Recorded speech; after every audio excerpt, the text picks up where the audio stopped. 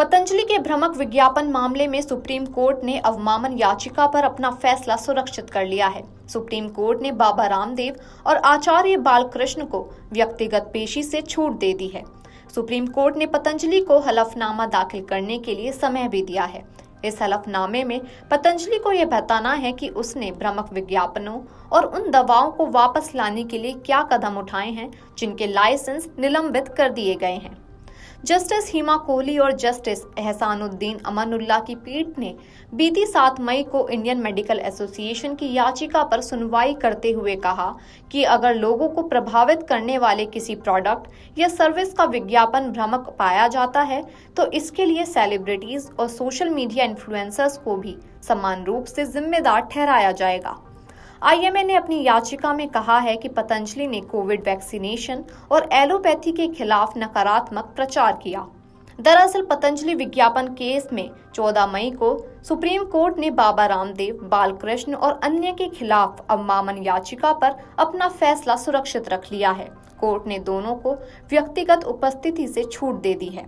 भ्रामक विज्ञापन के मामले में 23 अप्रैल की सुनवाई में सुप्रीम कोर्ट ने कहा था कि आईएमए को अपने डॉक्टर्स पर भी विचार करना चाहिए, जो अक्सर मरीजों को महंगी और गैर जरूरी दवाइयां लिख देते हैं। अगर आप एक उंगली किसी और पर उठा रहे हैं तो 4 उंगलियां आपकी ओर भी उठती हैं। कोर्ट की टिप्पणी को IMA president doctor R V Ashokan ने दुर्भाग्यपूर्ण बताया था।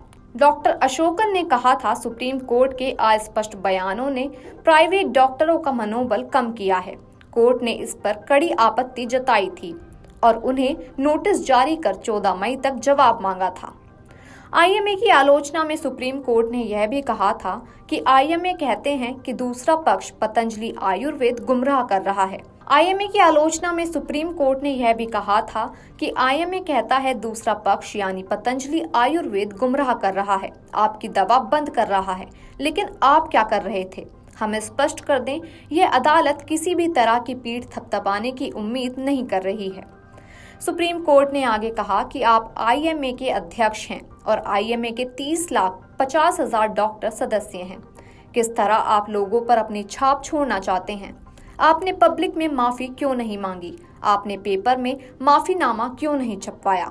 आप एक जिम्मेदार व्यक्ति हैं, आपको जवाब देना होगा। आपने 2 हफ्ते में कुछ नहीं किया।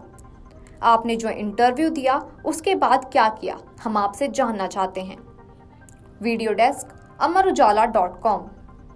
अगर आप ये वीडियो YouTube पर देख रहे हैं तो हमारे चैनल को सब्सक्राइब करें और बेल आइकन को दबाना ना भूलें। अगर आप Facebook पर ये वीडियो देख रहे हैं तो हमारे पेज को लाइक करें।